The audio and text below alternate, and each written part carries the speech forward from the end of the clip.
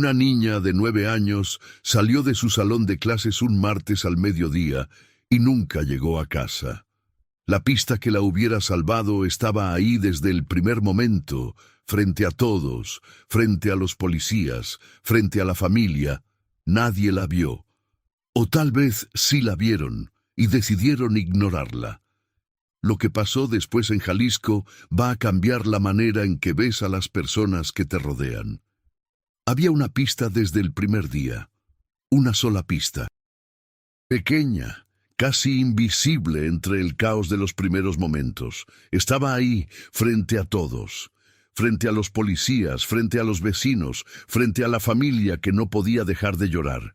Y nadie la vio, o tal vez sí la vieron, y decidieron ignorarla. Ese error cambió todo.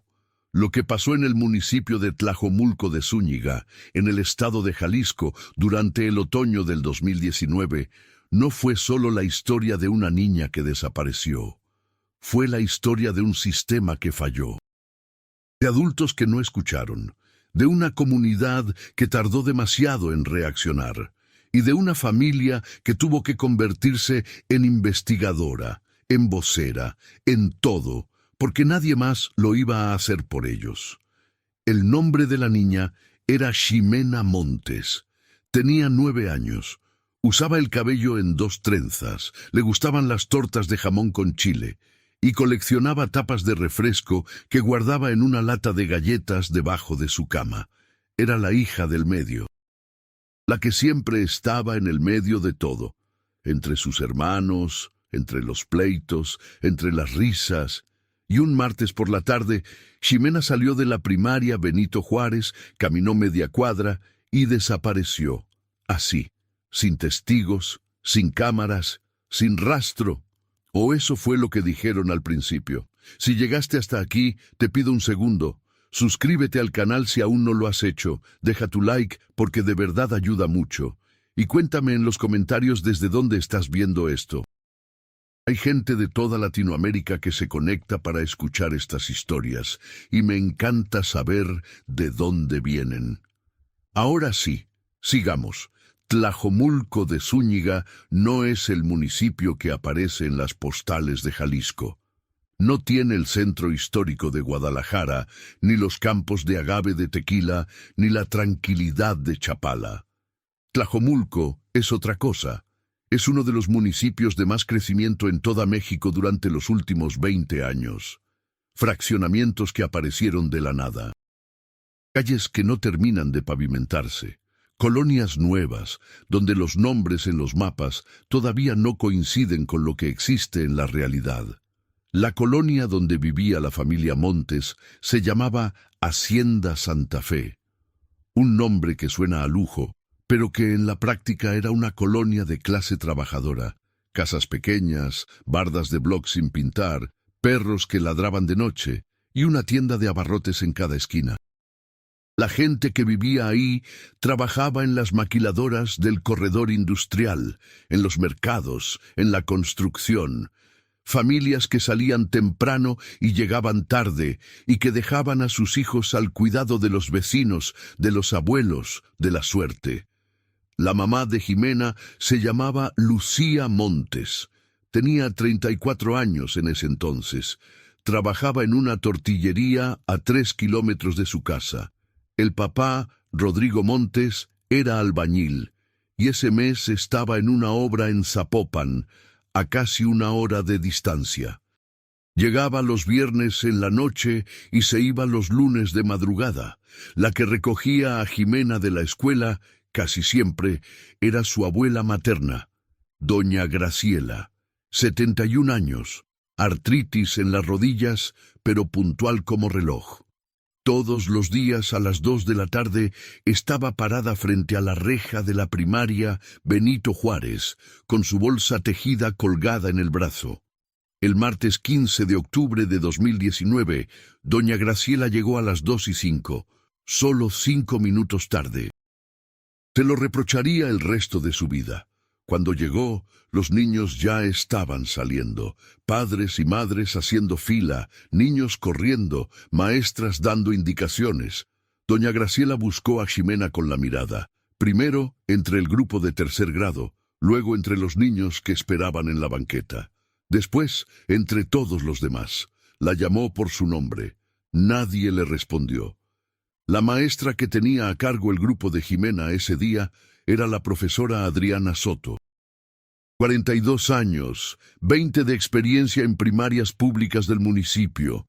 Cuando doña Graciela se acercó a preguntarle por la niña, la maestra Adriana frunció el ceño. «Es que Jimena salió antes de que tocara el timbre», le dijo. Doña Graciela no entendió. «¿Cómo que antes?» La maestra explicó, visiblemente incómoda, que alrededor de la 1:45 alguien llegó a la puerta del salón de clases y preguntó por Jimena Montes. La maestra no salió a verificar quién era. Una asistente escolar que estaba en el pasillo fue la que habló con la persona y regresó a decirle a la maestra que era un familiar de la niña que venía a recogerla temprano porque había una emergencia familiar. La maestra Adriana dejó salir a Jimena, sin verificar quién era el familiar, sin llamar a los padres, sin pedir identificación, sin registrar la salida anticipada en ningún documento. Jimena tomó su mochila, una mochila azul marino con un estampado de mariposas, y salió del salón caminando tranquila. Eso fue lo último que vieron sus compañeros de ella. Lo que siguió fue exactamente lo que pasa en estos casos cuando las autoridades no están preparadas para reaccionar rápido. Doña Graciela entró en pánico inmediatamente. Llamó a Lucía al trabajo. Lucía intentó comunicarse con Rodrigo, pero Rodrigo estaba en andamios sin señal. Los primeros minutos fueron una espiral de llamadas perdidas, mensajes sin respuesta y una abuela parada en la puerta de una escuela que ya estaba cerrando, con el corazón en la garganta. A las 2:30 de la tarde, Lucía llegó a la escuela. Habló con la maestra, habló con la directora, escuchó la historia de la asistente escolar, una joven de 20 y tantos años que ya estaba llorando antes de que le preguntaran nada. La asistente dijo que la persona que llegó a recoger a Jimena era una mujer. Eso fue lo primero que dijo, una mujer, adulta de unos 40 años, que dijo ser la tía de la niña y que había una urgencia médica con la abuela, un detalle que golpeó a Lucía directamente en el pecho. La persona sabía el nombre completo de Jimena, sabía el nombre de la maestra, sabía en qué salón estaba, alguien que conocía a su familia, o que había hecho su tarea antes. A las 3 de la tarde, Lucía Montes entró a la delegación de la Policía Municipal de Tlajomulco a presentar un reporte de persona desaparecida. Lo que pasó dentro de esa delegación es algo que la familia documentó después con detalle, porque nadie les creyó cuando lo contaron la primera vez. El agente que la atendió le explicó que tenía que esperar 72 horas antes de que se pudiera levantar un reporte formal de desaparición. Que probablemente la niña se había ido con algún familiar y regresaría sola, que era común que los niños se escaparan de casa por algún pleito. Lucía tenía 9 años, y alguien la recogió en su escuela con información precisa sobre quién era y dónde estaba. Eso no era una niña que se escapó de casa, pero el agente insistió en el protocolo, insistió en las 72 horas. Lucía salió de esa delegación sin un reporte, sin un número de caso, sin nada. Se subió a su carro, se quedó sentada en el estacionamiento y llamó a su hermano. Le dijo 3 palabras. Se la llevaron. Aquí hay algo que es importante entender sobre cómo funciona la búsqueda de personas en México y especialmente en Jalisco, para entender por qué lo que pasó esas primeras horas fue tan devastador. En 2019, la Comisión de Búsqueda de Personas de Jalisco llevaba menos de un año operando. Existía en el papel, con presupuesto, con personal, pero los mecanismos de coordinación entre ella, la Fiscalía y las policías municipales eran, en el mejor de los casos, deficientes. Las alertas tempranas, los protocolos de búsqueda en las primeras horas, los que estadísticamente son las más importantes para encontrar a una persona con vida, no funcionaban como debían.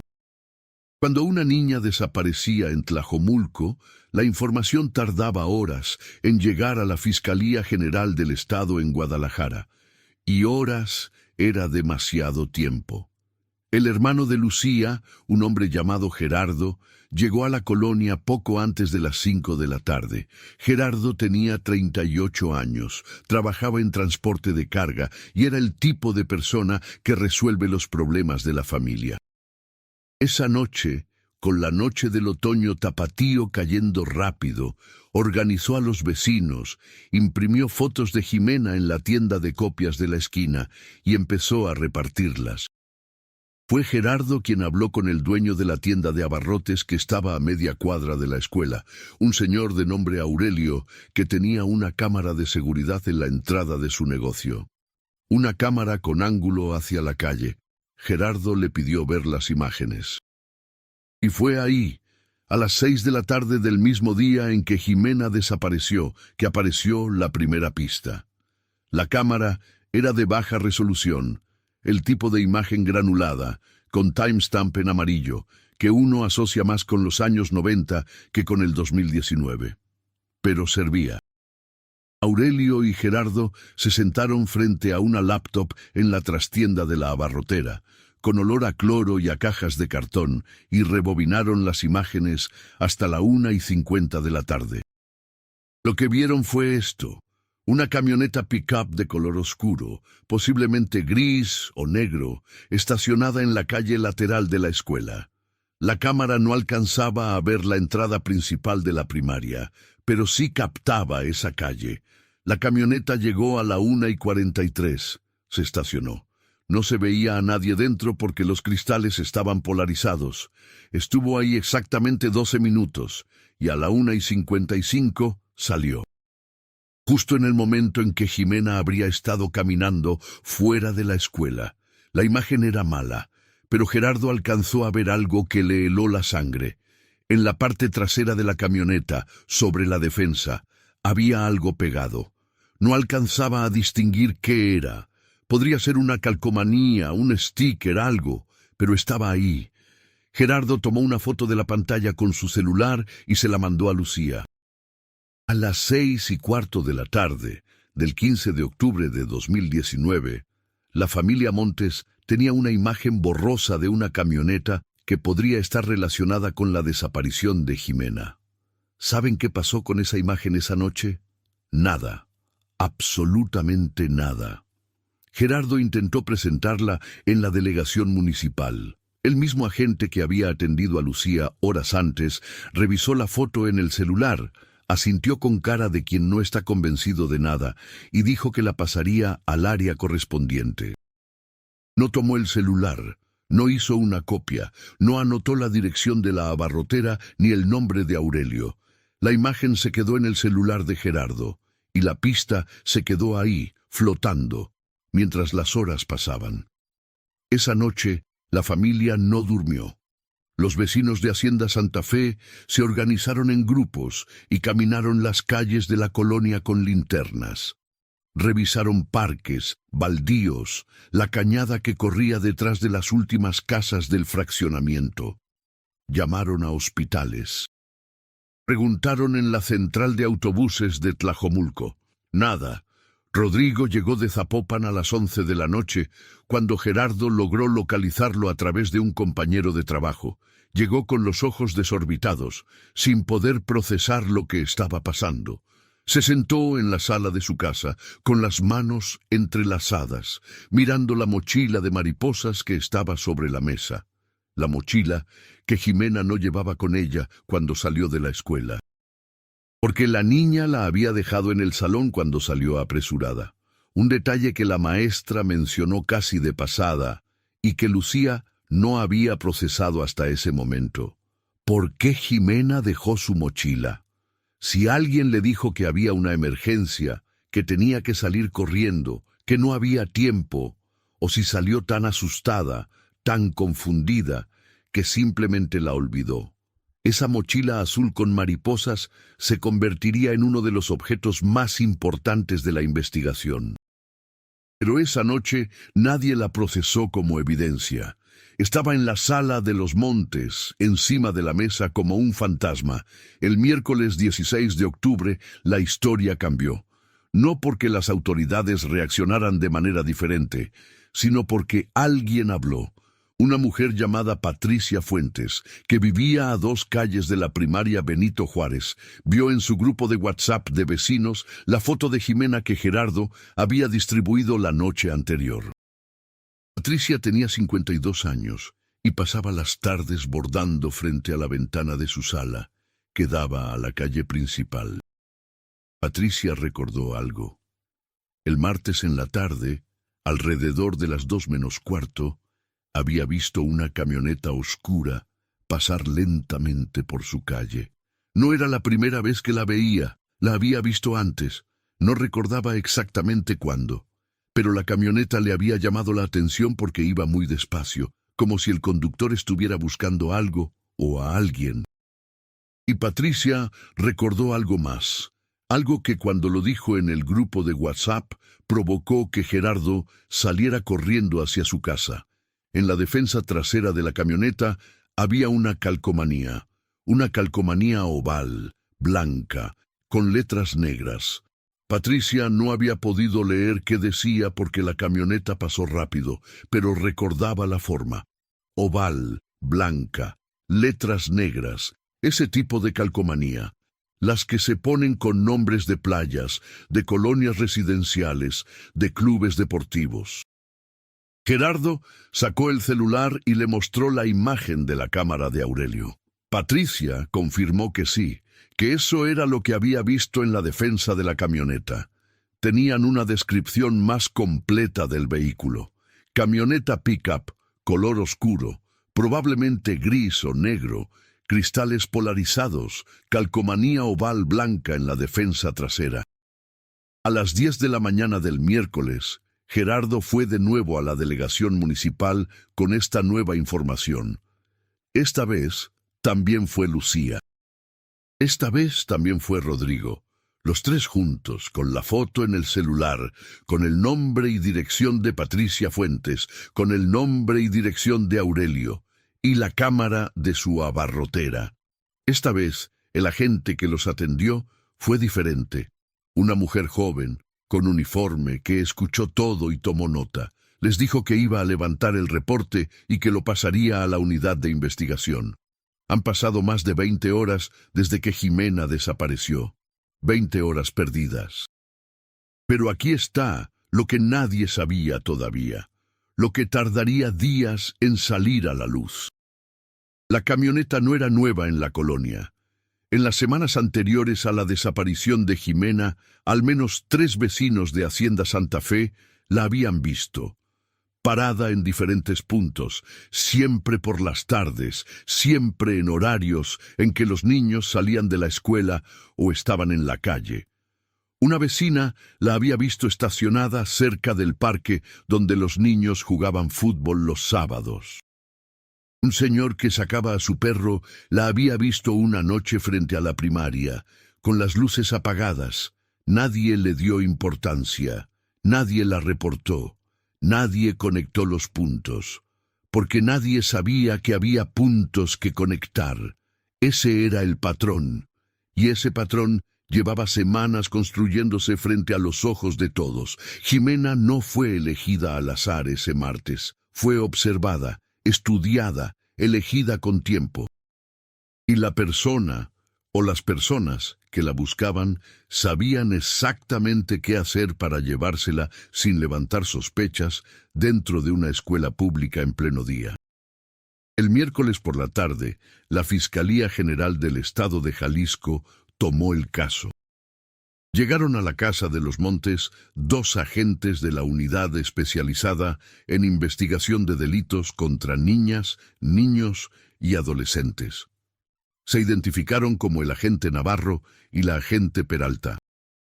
Fueron profesionales, cuidadosos con las palabras, y le dijeron a la familia lo que la familia necesitaba escuchar. que el caso era prioritario, que se activaría el protocolo ALBA, que se iban a revisar todas las cámaras de la zona. El protocolo ALBA es el mecanismo de búsqueda y alerta para mujeres y niñas desaparecidas en México. En Jalisco se adoptó en 2011, pero en la práctica su activación dependía de que las autoridades locales lo solicitaran a tiempo. Y en este caso, esa solicitud llegó con casi 24 horas de retraso. Mientras el agente Navarro hablaba con Rodrigo en la sala, la agente Peralta revisó la mochila de mariposas. La abrió con cuidado, usando guantes de látex. Sacó los cuadernos, el estuche de colores, la lonchera vacía, una pequeña agenda de Hello Kitty, donde Jimena escribía cosas que, según su mamá, nunca quería que nadie leyera. La agente Peralta hojeó la agenda con cuidado. La mayoría de las entradas eran cosas de niña. Dibujos, nombres de amigas, descripciones de lo que comió ese día. Pero en una de las últimas páginas escritas, fechada el viernes 11 de octubre, 4 días antes de la desaparición, había algo que la agente Peralta leyó 2 veces antes de llamar al agente Navarro. Lo que estaba escrito en esa página no era algo que una niña de 9 años debería haber escrito. Era una descripción detallada, con la letra redonda y apretada de los niños que apenas aprenden a escribir bien. Una descripción de una persona, un hombre que la seguía cuando salía de la escuela. Lucía no sabía que esa página existía. Cuando la agente Peralta se la mostró, tuvo que sentarse. Rodrigo leyó por encima del hombro de su esposa y tuvo que salir al patio a respirar. Jimena había escrito en esa agenda de Hello Kitty que en los últimos días había visto a un señor que la miraba cuando ella salía de la escuela, que ese señor estaba en un carro negro y que siempre estaba ahí, y que le daba miedo, pero que no le había dicho nada a nadie porque a lo mejor era un papá de alguien. Una niña de 9 años que vio algo que la asustó, que lo procesó sola, que lo escribió en su agenda secreta y que no lo dijo porque no quería hacer drama. Eso es lo que hace el miedo en los niños cuando no tienen a adultos que les enseñen a pedir ayuda. Lo guardan, lo escriben en cuadernos con candado, lo cargan solos y a veces ese silencio los destruye. La entrada en la agenda era la pista que había estado ahí desde el principio, dentro de la mochila que Jimena dejó en su salón, dentro de la barrotera de Aurelio en la imagen borrosa, frente a los ojos de Patricia bordando en su ventana. Todo estaba conectado, todo apuntaba a lo mismo. Y nadie lo había visto a tiempo. El agente Navarro pasó esa noche haciendo llamadas. Se coordinó con la Comisión de Búsqueda de Jalisco. Se envió la descripción del vehículo a todas las unidades del municipio y de los municipios colindantes: Tlaquepaque, Ixtlahuacán de los Membrillos, Villa Corona, El Salto. Se pidió acceso a las cámaras del sistema de videovigilancia del municipio, aunque en Tlajomulco la cobertura era limitada comparada con Guadalajara. Y se mandó a alguien a hablar con los compañeros de clase de Ximena. Los compañeros de Ximena tenían entre 8 y 10 años. Entrevistar a niños de esa edad requería un protocolo específico, con psicólogos especializados presentes, para no contaminar sus testimonios. La fiscalía tenía ese protocolo. El problema era que ese jueves, el psicólogo disponible para ese tipo de entrevistas estaba atendiendo otro caso en Guadalajara, así que las entrevistas se retrasaron. Mientras tanto, la mamá de una de las mejores amigas de Jimena, una niña llamada Sofía, llegó a la casa de los Montes ese jueves en la mañana. Se llamaba Beatriz, tenía 40 años y parecía no haber dormido. Le dijo a Lucía que Sofía había estado muy callada desde el día anterior, que esa mañana, mientras desayunaban, Sofía le había dicho algo que Beatriz necesitaba compartir inmediatamente. Sofía le había dicho a su mamá que ella sí había visto al señor del carro negro, no solo una vez. varias veces, y que una tarde, aproximadamente una semana antes de que Ximena desapareciera, el señor le había hablado a Ximena desde el carro. Beatriz no sabía más porque Sofía se había puesto a llorar y no había querido decir nada más. Lucía escuchó eso, apretó los dientes y marcó al agente Navarro. El jueves 17 de octubre, con 48 horas de búsqueda sin resultados, el caso de Ximena Montes llegó a los medios. No porque la Fiscalía emitiera un comunicado oficial, sino porque Gerardo, el tío de Ximena, publicó en sus redes sociales un hilo detallado de todo lo que había pasado desde el martes. La forma en que sacaron a Ximena de la escuela, la imagen de la camioneta, la negativa inicial de la policía municipal a levantar el reporte, las horas perdidas. El hilo se volvió viral en cuestión de horas. Para el mediodía del jueves, el hashtag ¿Dónde está Ximena? Era tendencia en Twitter en Jalisco. Periodistas de medios locales como El Informador y Milenio Jalisco llegaron a la colonia. Camarógrafos, reporteros, activistas de colectivos de búsqueda de personas desaparecidas. El caso se le fue de las manos a las autoridades antes de que pudieran controlarlo. Y eso, paradójicamente, fue lo mejor que pudo pasarle a la investigación. Entre la gente que llegó a la colonia ese jueves, había una mujer que cambiaría el rumbo de todo. Se llamaba Irene Galindo, 46 años. Periodista independiente que llevaba 12 años cubriendo casos de desaparición en Jalisco y que era conocida en los círculos de activismo por su trabajo documentando fosas clandestinas en el municipio de Tonalá. Irene no llegaba con cámaras ni con micrófono. Llegó con una libreta, un celular y la experiencia de haber visto cómo se desmoronaban este tipo de casos cuando nadie los presionaba. Se presentó con Gerardo. Le dijo que no era reportera de televisión, que no iba a poner el dolor de su familia en pantalla, que lo que hacía era otra cosa: documentar, presionar, conectar puntos. Gerardo la dejó entrar a la casa. Irene se sentó con Lucía durante 2 horas. Escuchó todo, tomó notas, hizo preguntas que nadie había hecho antes. Una de esas preguntas fue: ¿alguien había revisado si Ximena había tenido algún contacto previo con la persona que fue a buscarla a la escuela? No el día de la desaparición, sino antes. Alguien conocido de la familia, un vecino, alguien del trabajo de Rodrigo o de Lucía. Lucía pensó, y pensó, y entonces recordó algo que en el torbellino de los últimos días había enterrado sin querer. 3 semanas antes, Rodrigo había traído a comer a la casa a un compañero de la obra. No era la primera vez que hacía eso, era algo normal. El hombre se llamaba... Lucía cerró los ojos para recordar. Se llamaba Donovan. Donovan algo. No recordaba el apellido, y había venido con una mujer que Rodrigo presentó como la novia de Donovan, o la esposa, no recordaba bien. Esa mujer había jugado con Ximena esa tarde. Le había preguntado en qué escuela estaba, en qué año, cómo se llamaba su maestra.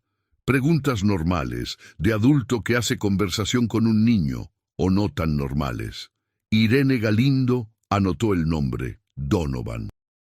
Esa noche, Irene buscó en sus propias redes de contacto cualquier cosa sobre un hombre llamado Donovan que trabajara en construcción en el área metropolitana de Guadalajara. Era una aguja en un pajar. Pero Irene había encontrado agujas en pajares antes. Lo que no sabía era que esa misma noche, en algún lugar del sur de Jalisco, algo estaba cambiando. Una pieza del rompecabezas se estaba moviendo. La fiscalía había rastreado las cámaras del bulevar y encontrado algo. La camioneta oscura con la calcomanía oval apareció en 3 puntos diferentes de cámara entre las 2 y las 3 de la tarde del martes 15. Había salido de Hacienda Santa Fe, cruzado el bulevar principal de Tlajomulco y tomado la carretera federal en dirección a Acatlán de Juárez. Acatlán de Juárez, un municipio pequeño, rodeado de tierra colorada y cerros bajos, a menos de 40 kilómetros de donde Ximena vivía. El agente Navarro desplegó unidades en esa dirección.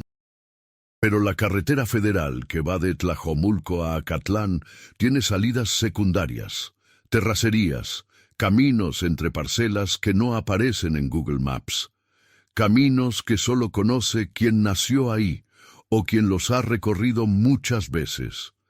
La camioneta desapareció del registro de cámaras antes de llegar a Acatlán, y con ella el rastro volvió a enfriarse. El viernes 18 de octubre, 4 días después de la desaparición, pasaron 3 cosas importantes en pocas horas. La primera, Sofía, la amiga de Ximena, fue entrevistada por fin por los especialistas de la Fiscalía. Lo que dijo, con la voz entrecortada y los ojos pegados a sus zapatos, fue esto, que el señor del carro negro le había dicho a Ximena que la conocía, que había dicho que era amigo de su papá, que le dijo que Ximena podía subirse a saludarla, que era una sorpresa para Rodrigo. Y que Ximena había dudado, pero que el señor supo muchas cosas sobre su familia que la convencieron de que lo conocía de verdad. Sofía recordaba que Ximena le había dicho esa tarde, cuando llegaron a la escuela: «Hay un señor que dice conocer a mi papá. Me dio cosquillas en el estómago, pero me dijo cosas que solo mi papá sabe». Eso era ingeniería social aplicada a una niña de 9 años. Alguien que había investigado a la familia Montes con suficiente detalle como para usar esa información para ganarse la confianza de Ximena. La segunda cosa que pasó ese viernes, Rodrigo fue a la obra en Zapopan y preguntó por Donovan. Sus compañeros de trabajo lo conocían, se llamaba Donovan Ríos. Había trabajado en esa obra durante 6 semanas, pero había dejado de aparecer hacía 10 días. Nadie sabía dónde estaba. El contratista tenía un número de teléfono que ya no marcaba. La tercera cosa, Irene Galindo, con su red de contactos, encontró algo sobre Donovan Ríos.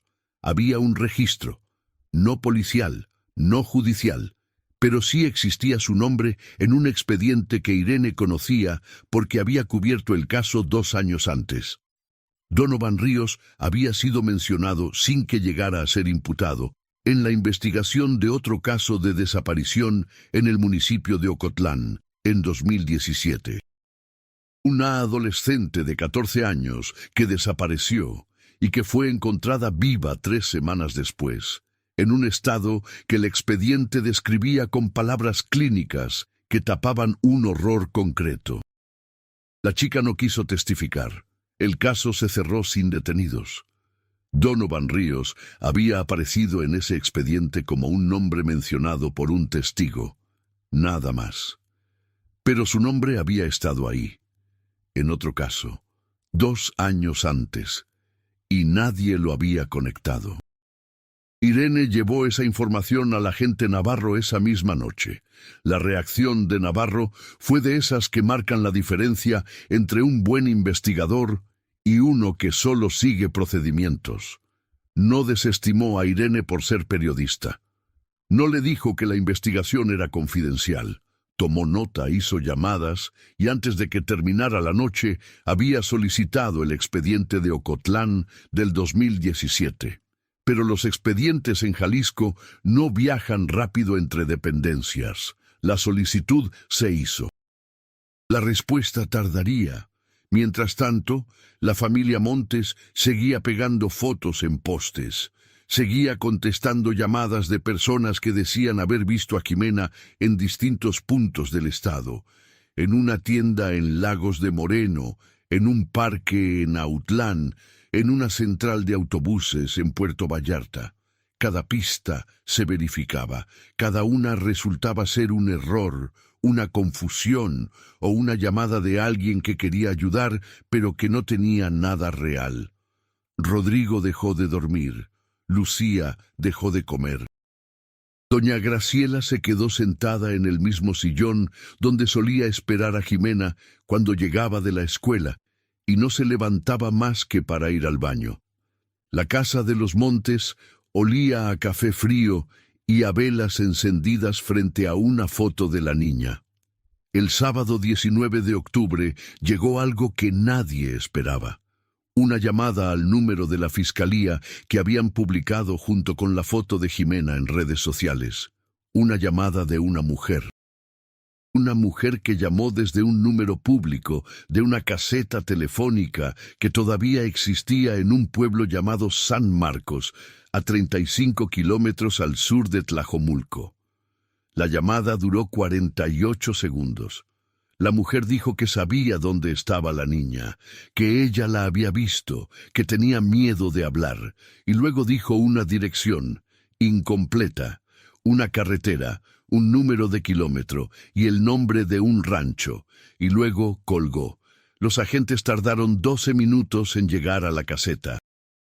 La mujer ya no estaba, pero la dirección existía. El agente Navarro tomó a 3 unidades y salió en dirección a esa carretera mientras el sol de mediodía de Jalisco caía vertical sobre los cerros.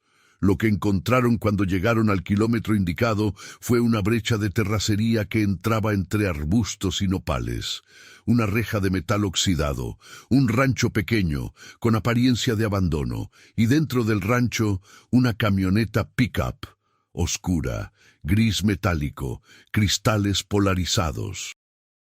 Y en la defensa trasera una calcomanía oval, blanca, con letras negras. El corazón del agente Navarro golpeó diferente en ese momento. Estacionó las unidades a 100 metros del rancho, organizó a los agentes, pidió refuerzos por radio, esperó 4 minutos que se sintieron como 4 horas, y entonces entraron. El rancho tenía 2 cuartos, una cocina y un corral vacío. El olor era el primero que daba información antes de que los ojos se adaptaran a la penumbra. Humedad, comida vieja, algo más que ninguno de los agentes quería nombrar todavía. El primer cuarto, vacío. Colchón en el suelo, ropa de hombre. La cocina, platos sucios, una olla con frijoles secos y endurecidos, una bolsa de pan Bimbo. El segundo cuarto. La puerta estaba cerrada con un candado por fuera. Navarro asintió a uno de sus agentes. El candado cedió al segundo golpe. La puerta se abrió. Y en ese cuarto, en el rincón más alejado de la única ventana, encogida contra la pared, con los brazos alrededor de las rodillas y los ojos abiertos como platos, estaba una niña. No era Jimena. Era una adolescente de unos 12 o 13 años que ninguno de los agentes reconoció, que no dijo su nombre cuando le preguntaron, que solo los miraba como quien lleva demasiado tiempo mirando el vacío. Jimena no estaba ahí. Lo que encontraron en ese rancho esa tarde abrió una investigación que se extendería mucho más allá del caso de Jimena Montes. Esa adolescente, cuya identidad se protegió durante el proceso judicial, había desaparecido hacía 11 días de un municipio diferente. Su familia la estaba buscando en silencio, sin redes sociales, sin cobertura mediática, porque eran una familia que no sabía cómo moverse en esos mundos. Ella estaba viva. Fue llevada de inmediato a recibir atención médica. Pero Jimena no estaba ahí, y el rancho estaba siendo usado por más de una persona. Las evidencias encontradas en los 2 cuartos indicaban que había habido al menos 2 personas viviendo ahí en los últimos días. Ropa de tallas diferentes, 2 pares de botas, 2 vasos. Donovan Ríos no estaba solo y se habían ido, probablemente antes de la llamada anónima. Probablemente la persona que llamó sabía que se irían, por eso llamó en ese momento. Alguien los estaba traicionando desde adentro. La fiscalía no dio información a los medios sobre lo que encontraron en el rancho esa tarde. Solo confirmaron que la investigación avanzaba y que había nuevas líneas de trabajo. Esa es la fórmula. la fórmula de siempre, que puede significar todo o nada. Navarro llamó a Lucía esa noche para decirle que había novedades, pero que no podía compartir detalles todavía. Le pidió que confiara en el proceso. Lucía no respondió nada por un momento, y luego preguntó, ¿está viva? Navarro no supo qué decir porque no tenía la respuesta. Estamos trabajando para encontrarla, dijo. Lucía colgó. Rodrigo estaba detrás de ella, vio su cara y no preguntó nada.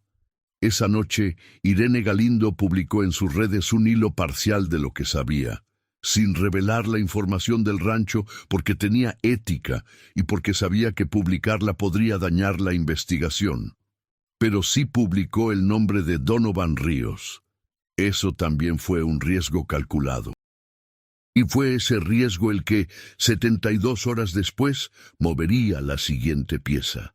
Porque alguien que conocía a Donovan Ríos vio ese nombre publicado y decidió que era hora de hablar, no por bondad, no por solidaridad con la familia Montes, sino por miedo.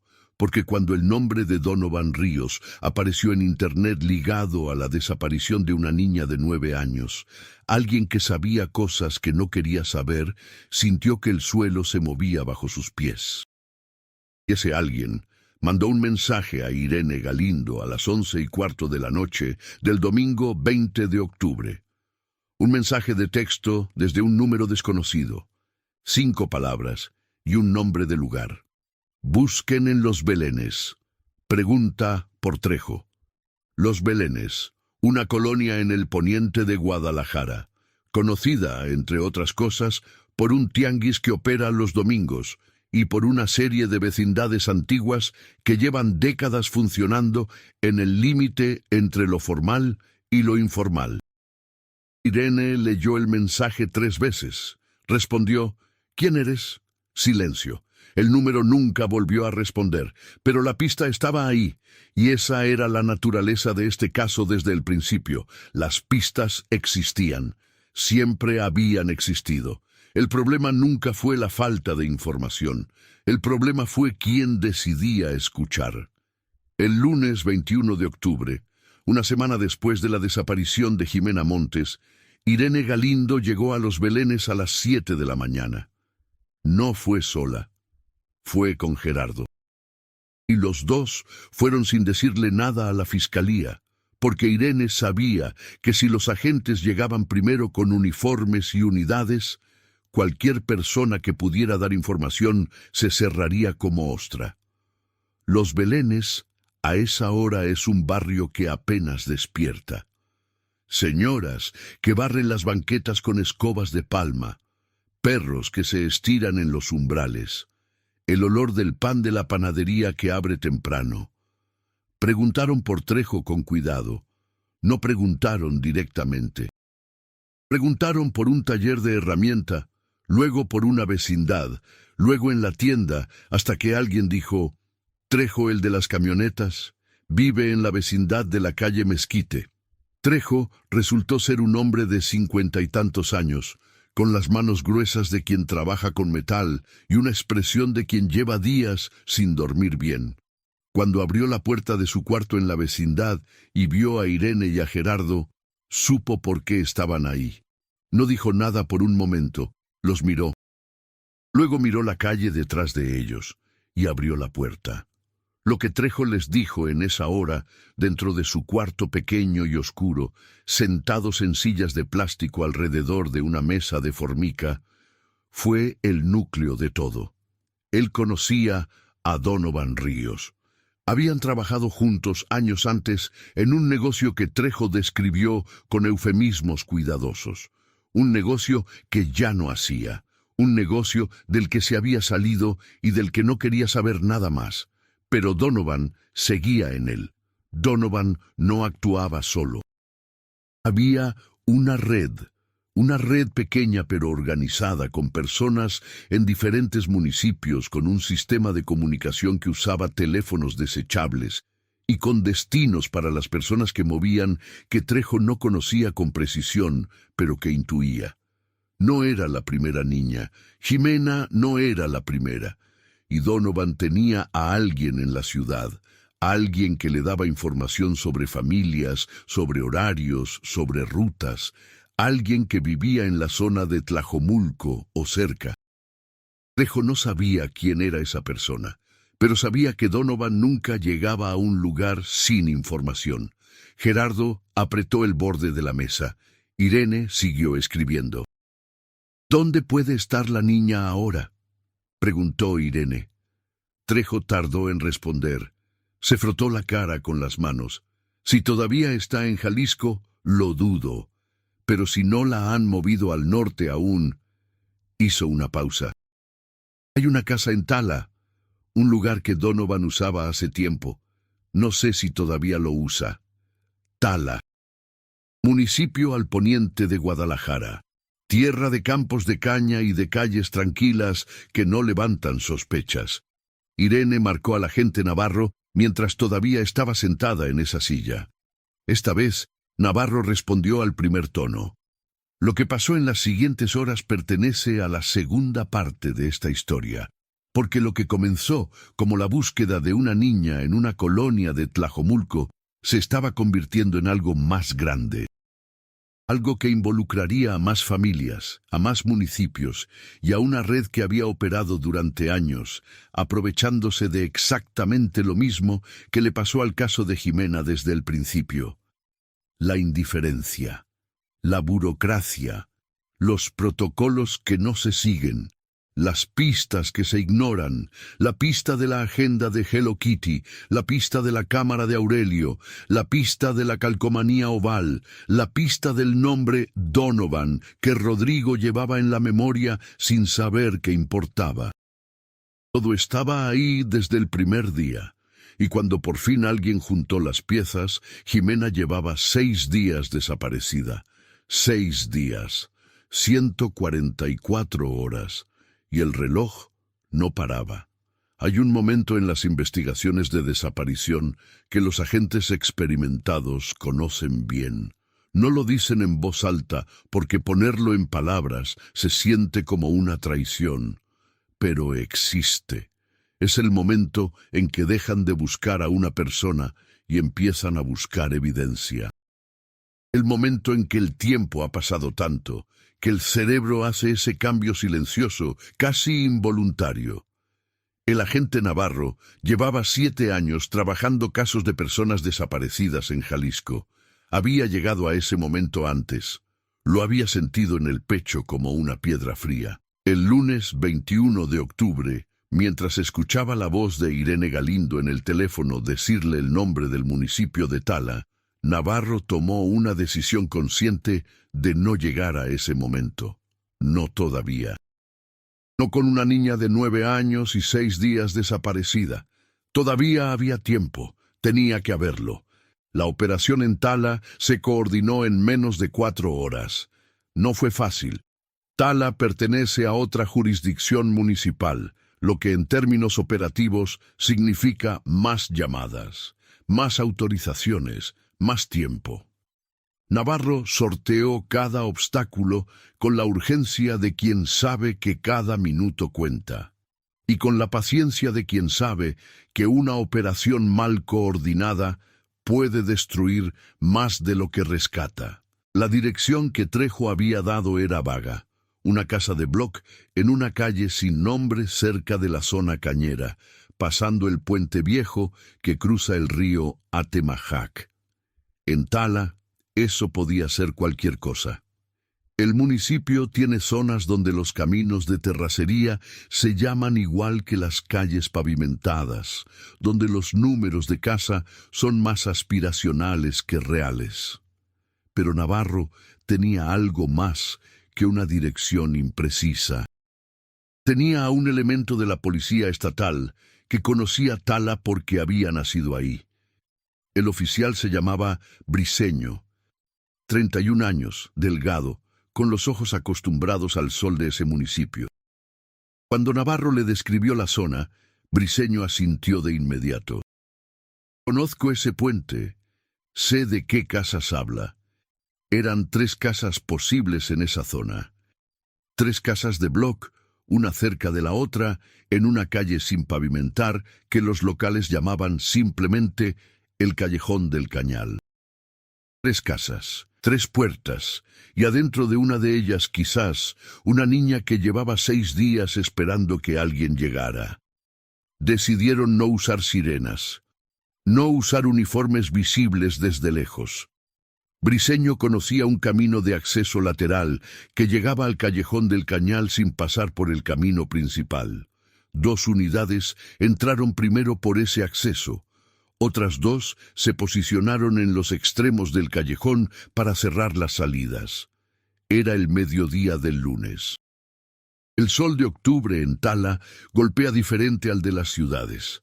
Más directo, más seco, con ese olor particular a tierra quemada y bagazo de caña que se mete en la ropa y no sale fácil. Briceño iba al frente con Navarro. Las 3 casas parecían deshabitadas desde afuera. Bardas de bloc sin pintar, ventanas con rejas, una sin puerta visible desde la calle.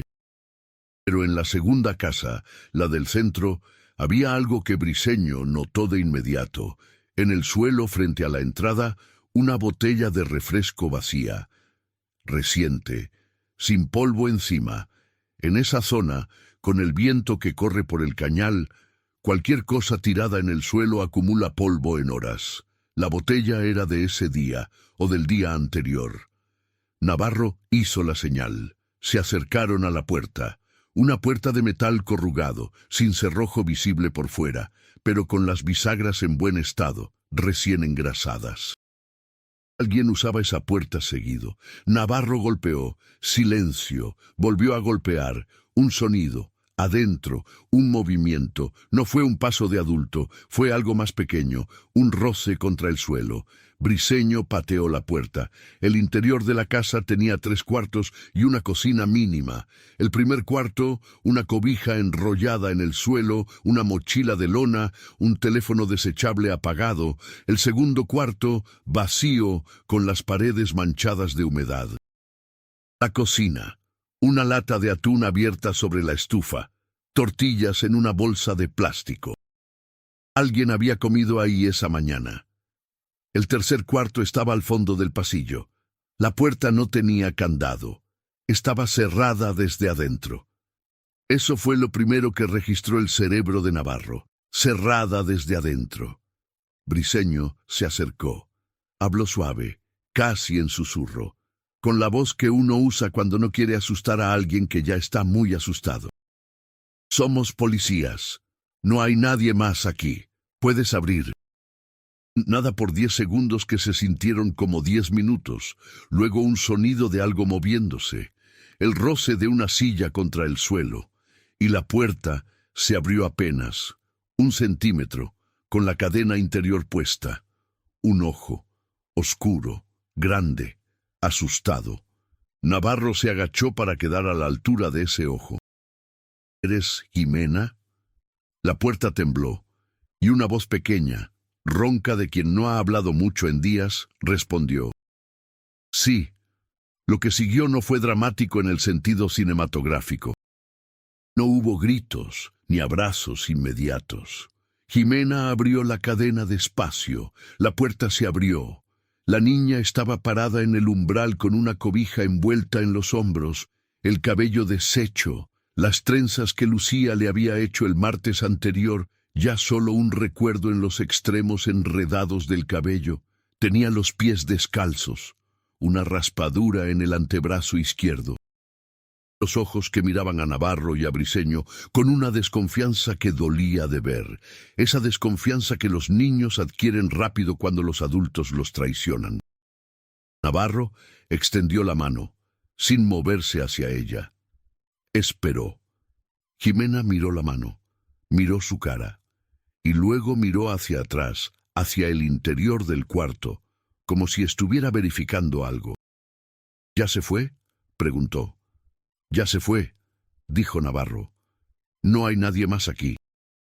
Jimena asintió muy despacio y puso su mano en la de Navarro. Los paramédicos que llegaron al callejón del Cañal 15 minutos después encontraron a una niña físicamente estable, deshidratada, con la raspadura en el brazo que era superficial, y en un estado de silencio sostenido que los psicólogos que la evaluaron después describirían en el expediente con un término específico: disociación reactiva al trauma agudo.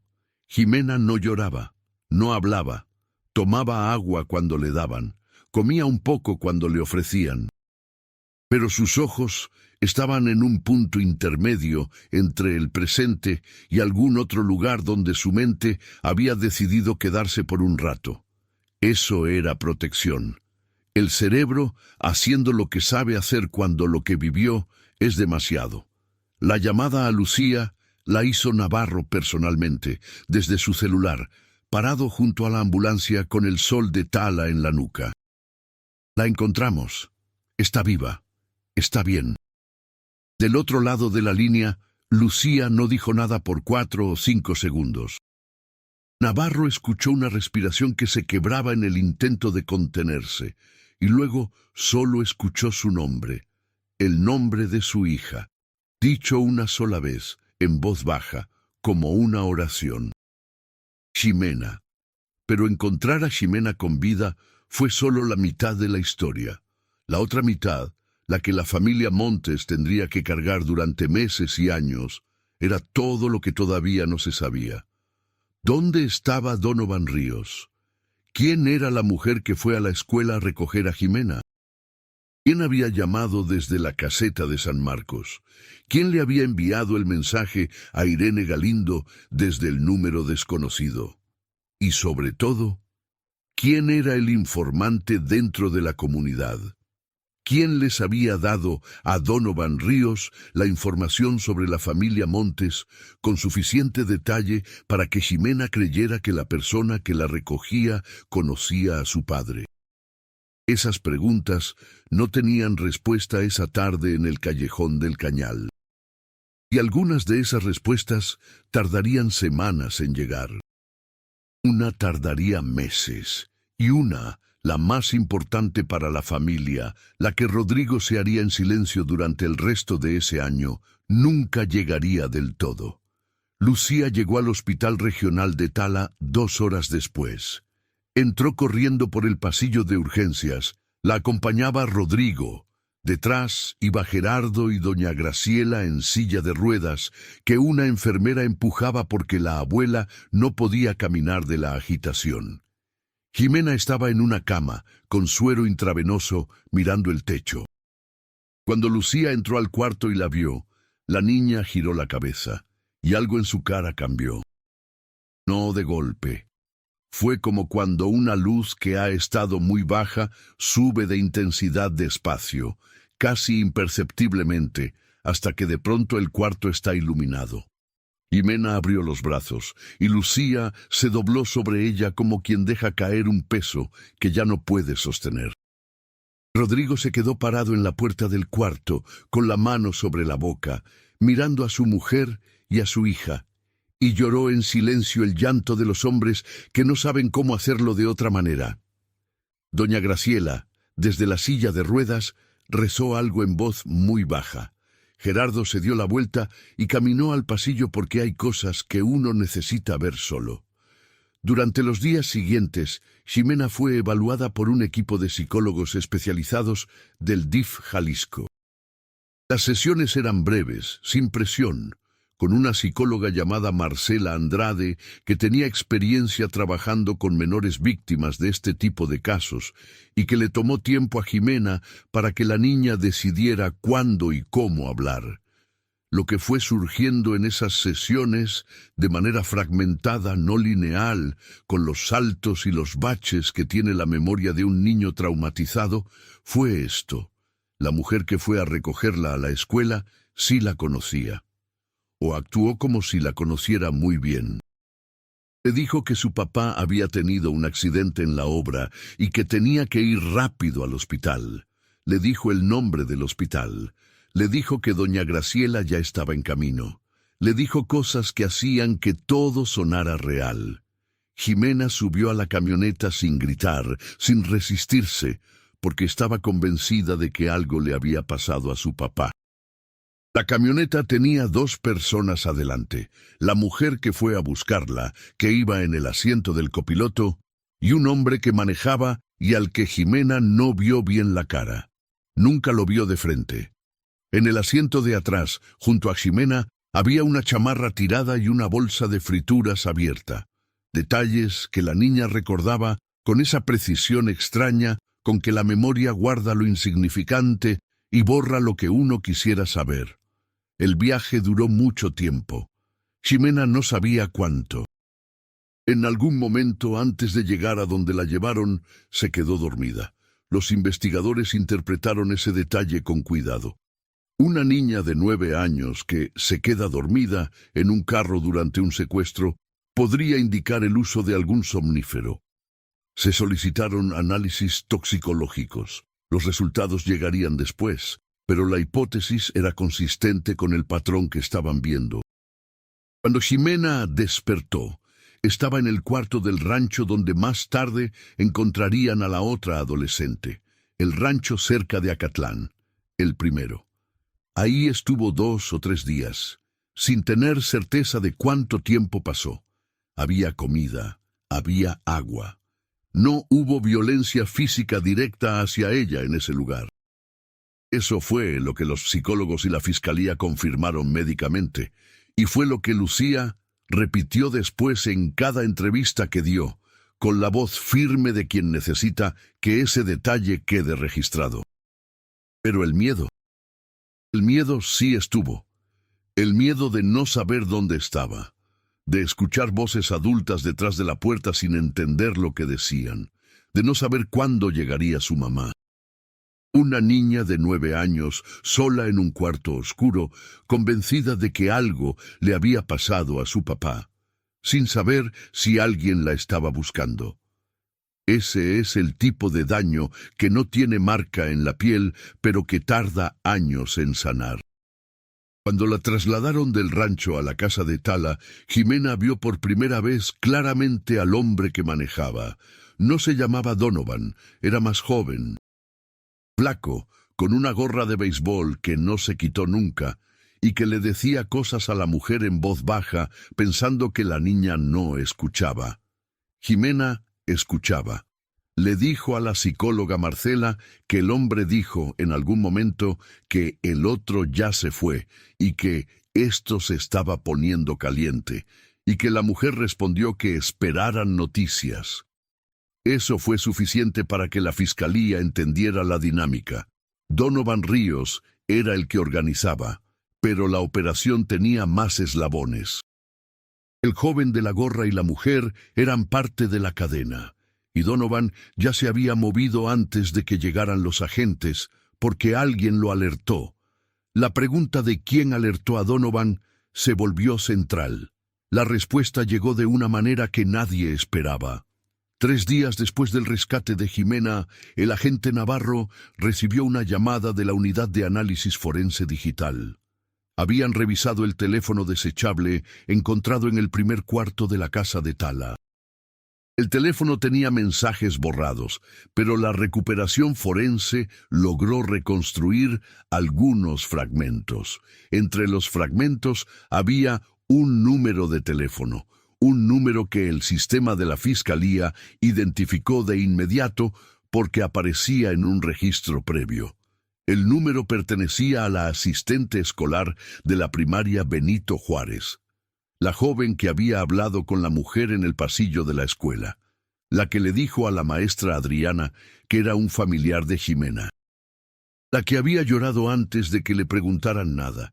Lloraba porque sabía. Su nombre era Noemí Castillo, 22 años. Llevaba menos de un año trabajando en la escuela como asistente de apoyo. Había llegado al puesto a través de un programa de empleo municipal sin antecedentes penales, con buenas referencias de una preparatoria donde había hecho su servicio social. Cuando la citaron a declarar, llegó acompañada de un abogado. Eso fue la primera señal de que sabía exactamente qué estaba pasando. La historia que dieron ella y su abogado inicialmente fue que Noemí había sido engañada, que alguien la había contactado diciéndole que era la tía de Ximena y que necesitaba pasar a recogerla, que ella no sabía nada de un secuestro, que actuó de buena fe. Era una historia construida para resistir el primer nivel de cuestionamiento. No resistió el segundo. El análisis del teléfono desechable mostró que el número de Noemí había estado en contacto con ese teléfono no una vez, sino 14 veces en el mes anterior a la desaparición de Ximena. 14 llamadas o mensajes. No eran las comunicaciones de alguien que recibió una llamada de una desconocida el día del evento. Eran las comunicaciones de alguien que llevaba semanas coordinando. Lo que la investigación fue reconstruyendo a lo largo de las semanas siguientes, con la lentitud inevitable de los procesos judiciales en México, fue esto. Noemí Castillo tenía una relación con un primo que estaba vinculado al círculo de Donovan Ríos. No era la relación de alguien que eligió conscientemente entrar a una red criminal. Era la relación de alguien que fue presionada, que tenía una deuda, que tenía miedo, que tomó una decisión terrible pensando que podía mantenerse al margen de las consecuencias. No se puede mantenerse al margen de esas consecuencias. No existe ese margen. Noemí les había dado información sobre Ximena, su nombre, su horario, el nombre de su maestra, el nombre de su abuela. Información que cualquier persona que interactuara diariamente con los niños de la escuela podría conseguir sin despertar sospechas. Y el día de la desaparición, su rol fue específico. Cuando la mujer llegó al pasillo del salón de Ximena, Noemí fue quien habló con ella, quien validó la historia, quien le dijo a la maestra que era un familiar. No fue la maestra Adriana quien falló. Fue el sistema que colocó a una persona presionada y comprometida en una posición de confianza dentro de una escuela, sin los mecanismos de verificación que podrían haberlo detectado. Noemí Castillo fue detenida el 29 de octubre de 2019, 14 días después de la desaparición de Ximena. Su arresto no fue cubierto ampliamente por los medios porque la Fiscalía lo manejó con discreción, en parte para proteger la investigación en curso y en parte, según señalaron los colectivos de derechos humanos que seguían el caso, para no exponer la magnitud del fallo del sistema de contratación de personal en escuelas públicas del municipio.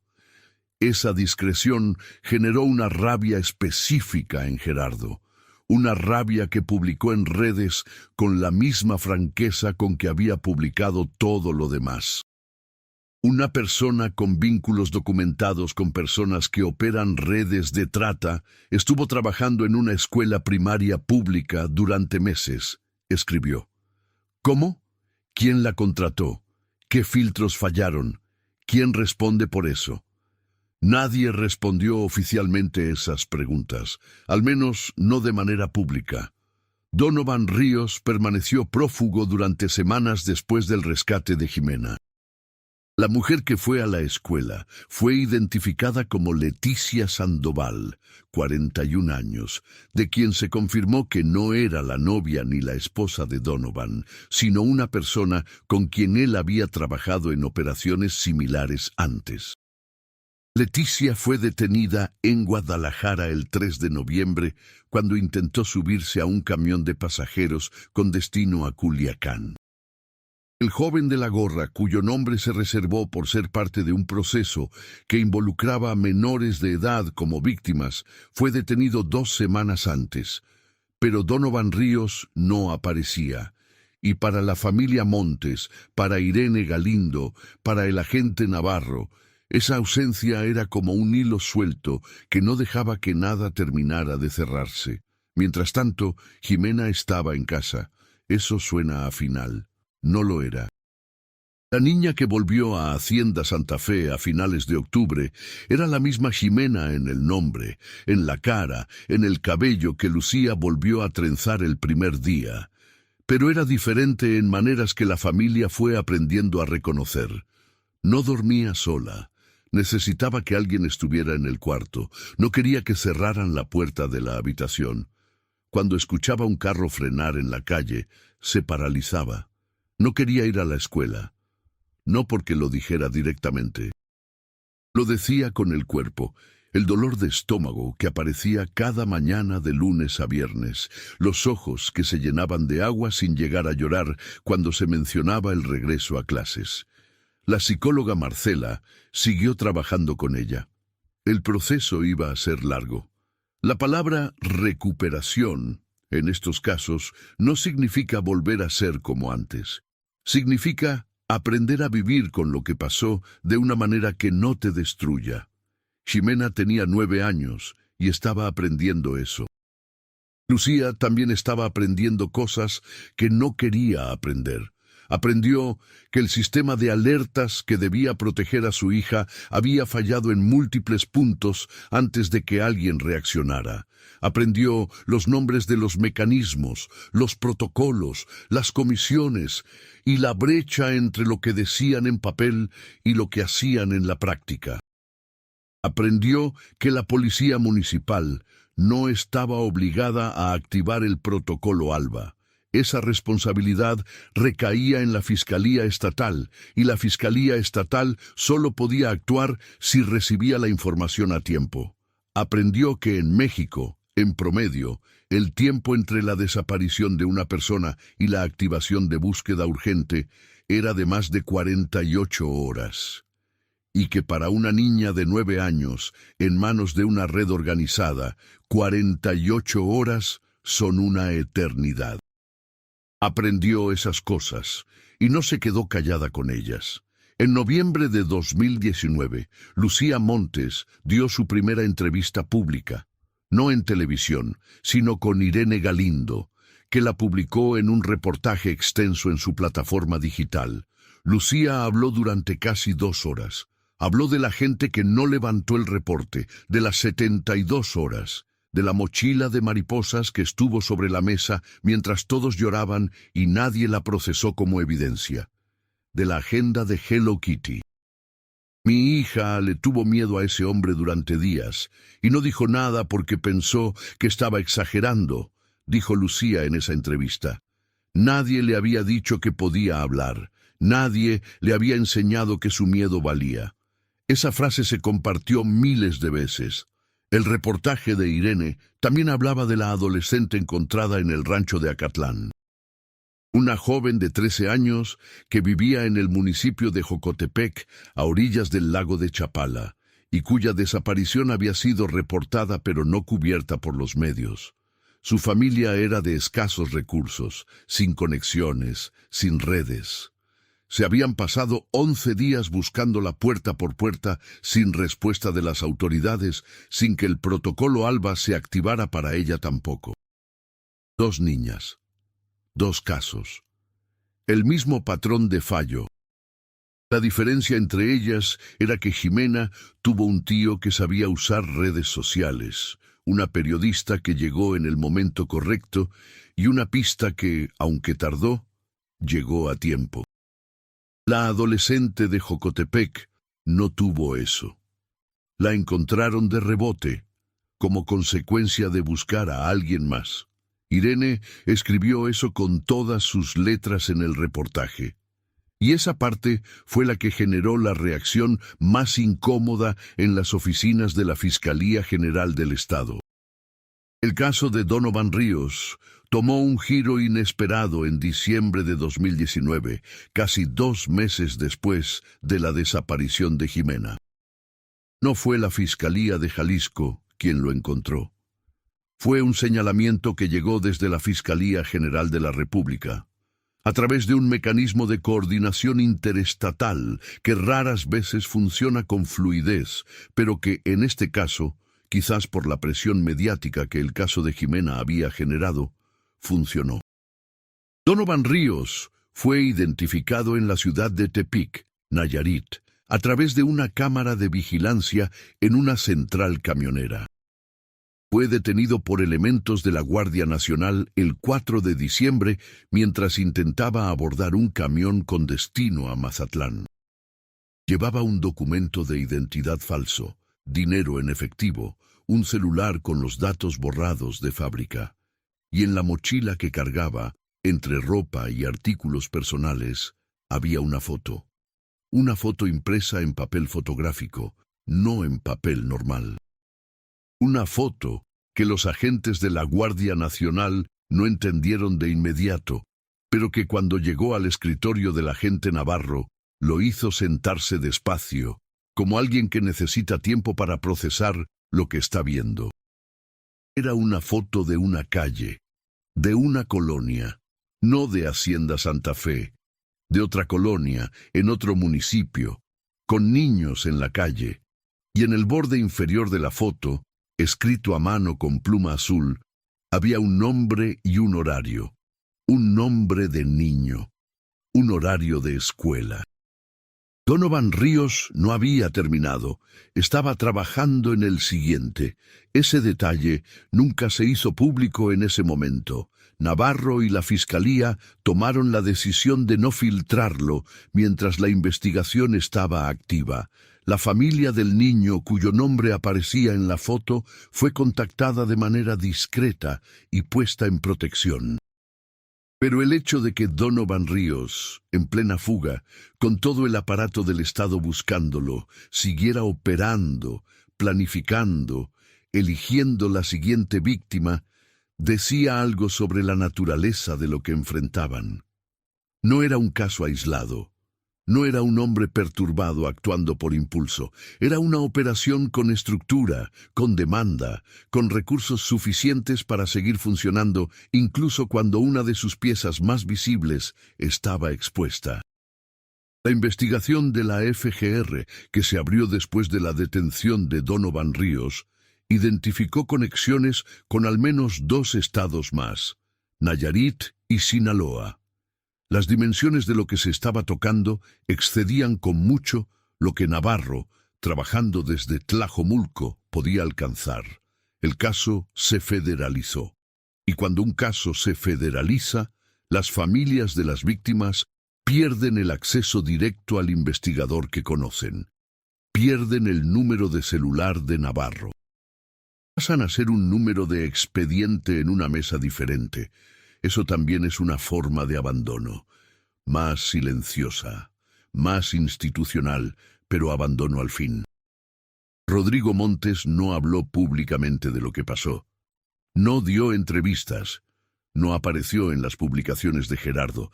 Eso lo distinguía de Lucía, que se convirtió progresivamente en una voz pública del caso.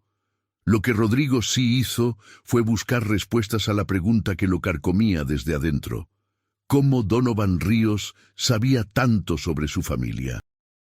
Sabía el nombre completo de Jimena, sabía el nombre de la maestra, sabía en qué salón estaba, sabía que la abuela la recogía, sabía el nombre del papá, sabía detalles sobre la obra donde Rodrigo trabajaba.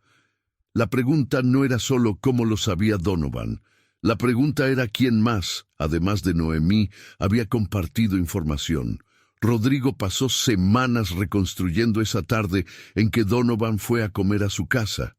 La mujer que lo acompañaba, la que jugó con Jimena y le preguntó cosas.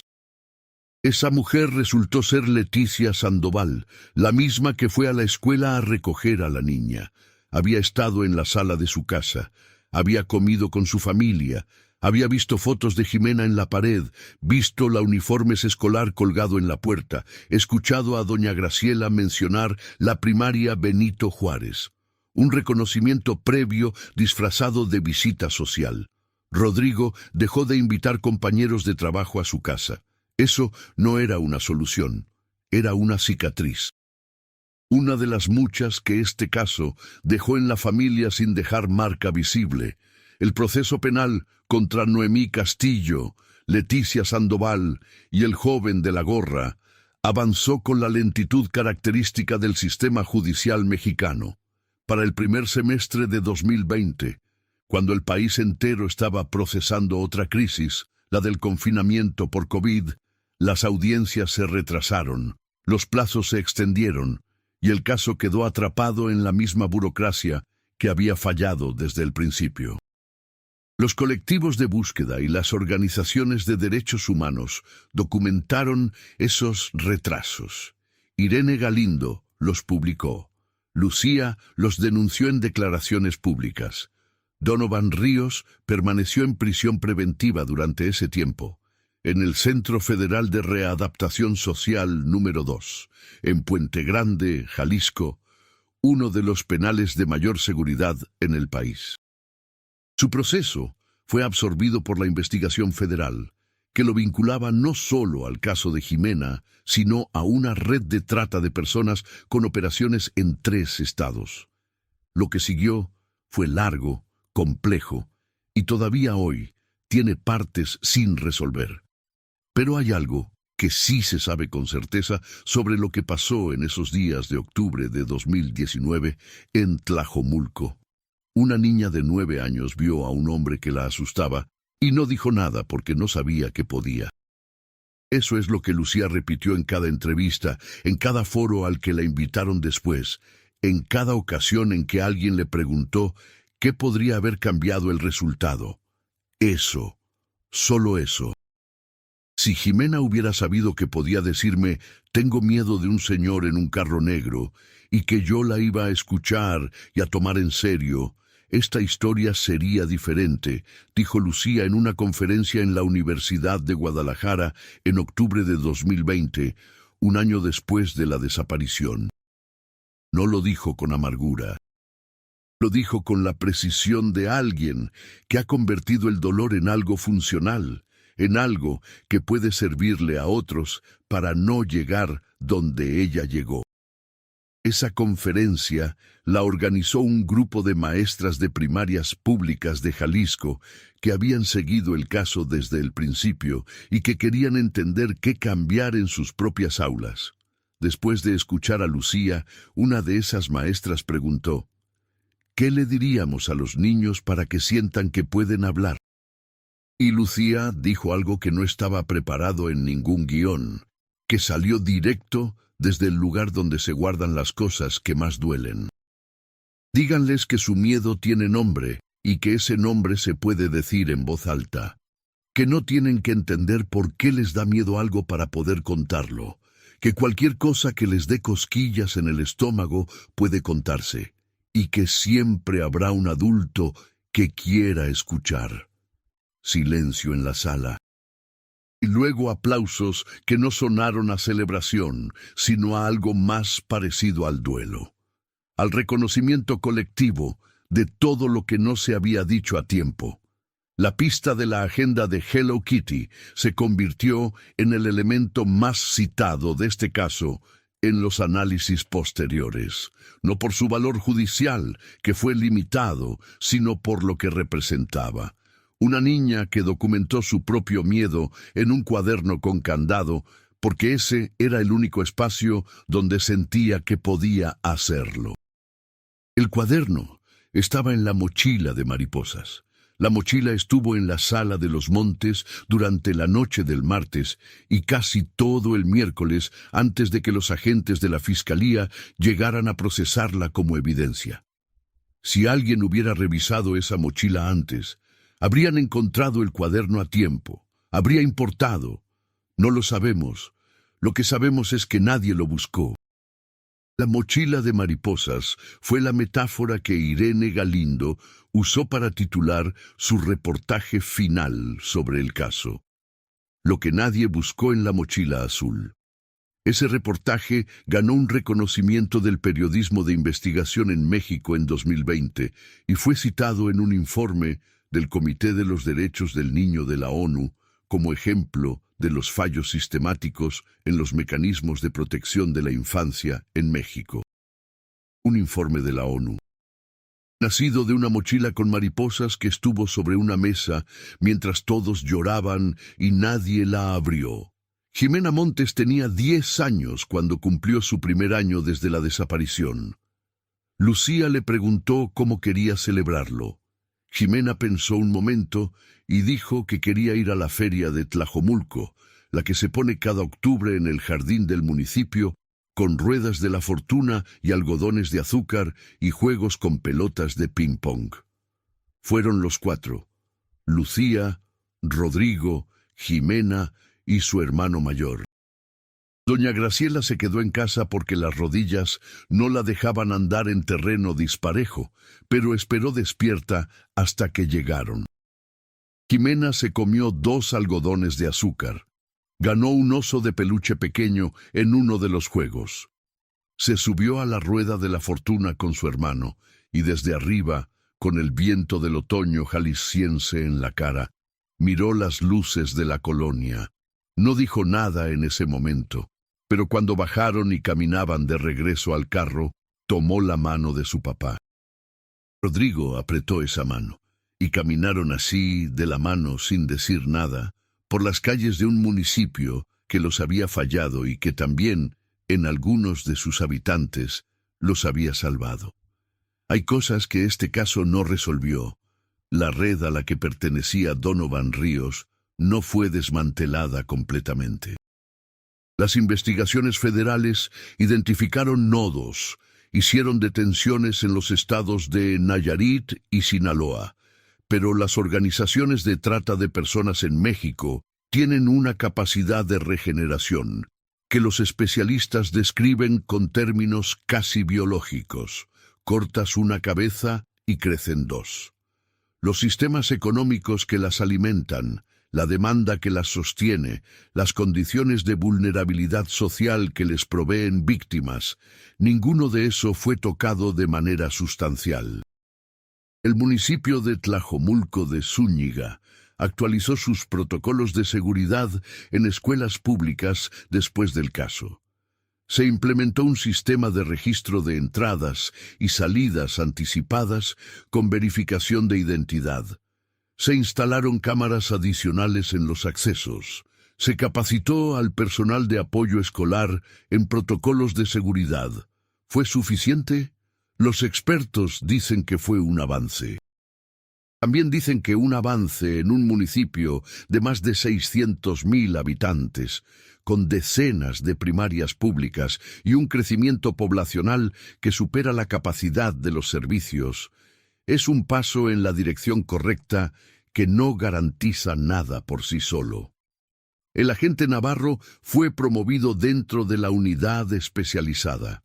Sigue trabajando casos de personas desaparecidas. Los hay todos los días. La profesora Adriana Soto, la maestra de Jimena, tomó una licencia de 6 meses después de los eventos de octubre.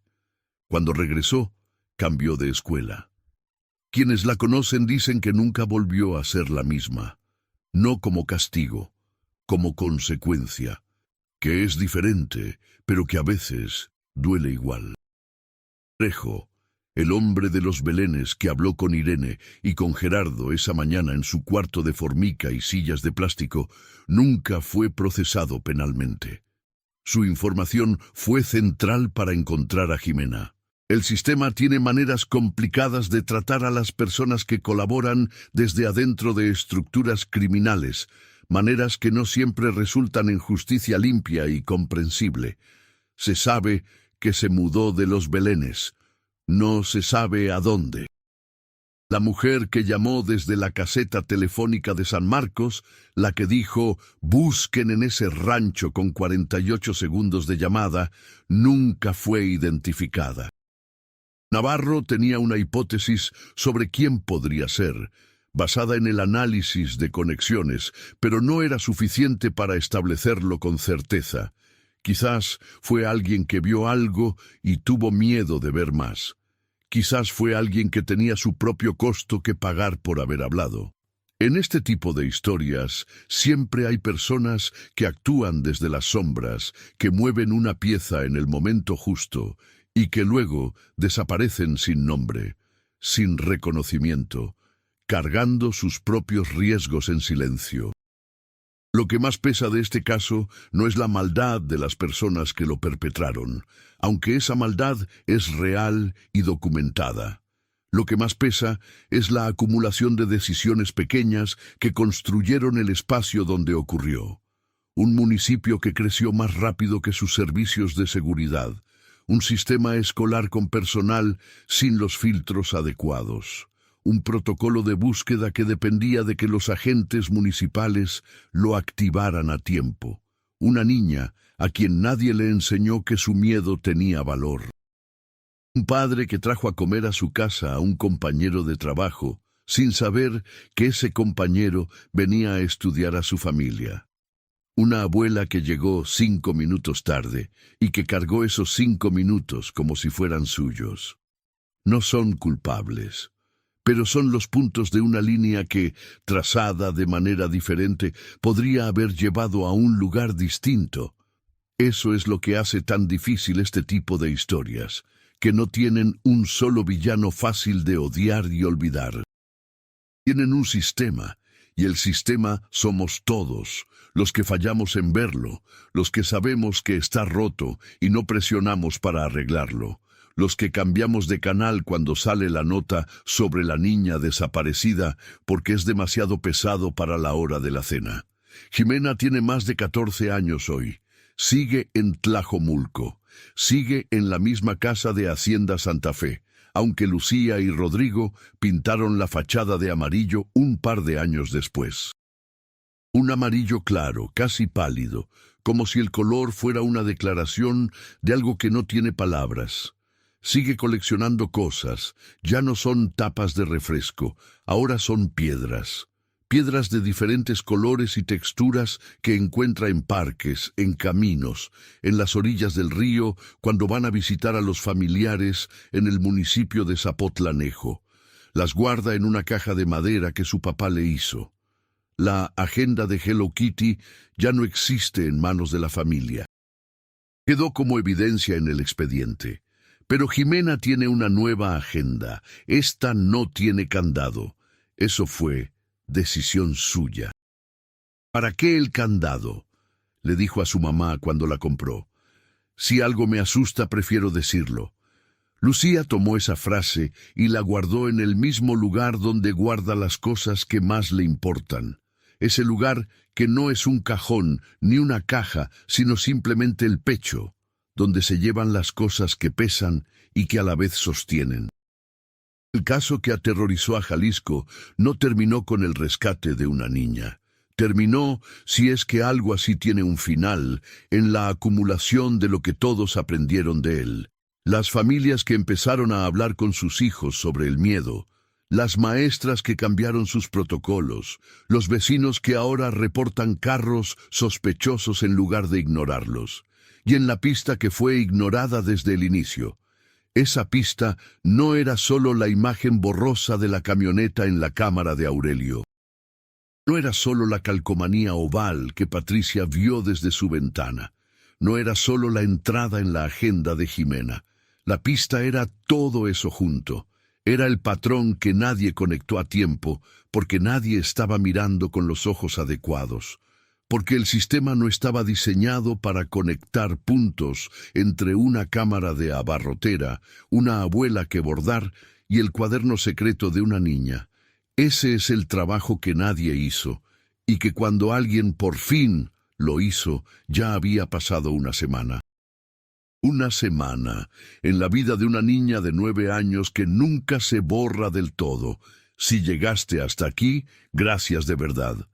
Estas historias no son fáciles de escuchar ni de contar, pero importa que se cuenten. Importa que se recuerde cómo falló el sistema y qué tuvo que pasar para que alguien reaccionara. Porque mientras más los contamos, más difícil es mirar hacia otro lado. Jimena Montes sobrevivió. Hay muchas que no. Y la diferencia entre esas dos historias, casi siempre, es una pista que alguien vio a tiempo, o que no vio.